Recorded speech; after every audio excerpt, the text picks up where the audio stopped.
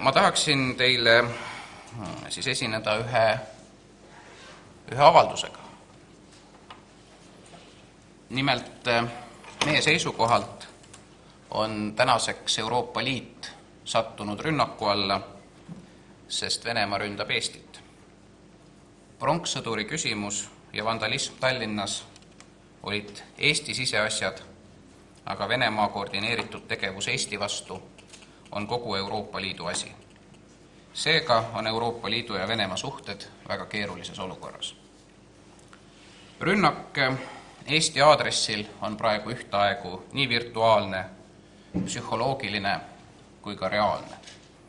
Tallinnas ja teistes Eesti linnades kohtusid enne rahutusi Vene saatkonna esindajad vägagi kummalistes kohtades, nagu näiteks Tallinna botaanikaaed rahutuste peamiste organisaatoritega.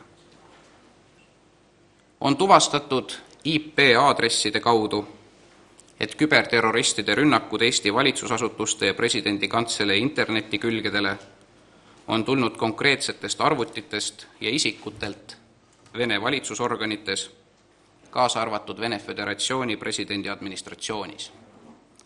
Mul on ka väljavõtted nendest IP-aadressidest, kust on rünnatud Vabariigi presidendi kantselei kodulehekülge, nii et huvilistel on võimalik need koopiad siit saada ja lugeda, kust need ründed on pärit.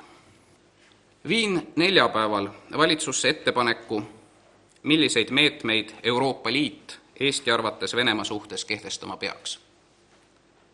Need meetmed peavad mõjuma Venemaale nii, et Venemaa lõpetab rünnakud ja Eesti siseasjadesse sekkumise ning asub täitma Viini diplomaatiliste suhete konventsiooni.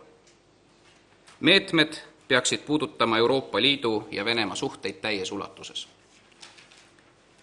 Peame vajalikuks, et Euroopa Liit reageeriks Venemaa käitumisele maksimaalselt tugevalt. See võib tähendada erinevate kõneluste peatamist või nende mittealustamist Euroopa Liidu ja Venemaa vahel. Tõsiselt tuleb kaaluda Euroopa Liidu Venemaa tippkohtumise edasilükkamist. Kui olukord Moskva saatkonna ümbruses homme hommikul kella 9 ei normaliseeru, lõpetab Eesti kõigi konsulaarteenuste osutamise, välja arvatud konsulaarabi osutamine Eesti Vabariigi kodanikele, Moskva konsulaadist kuni olukorra normaliseerumiseni.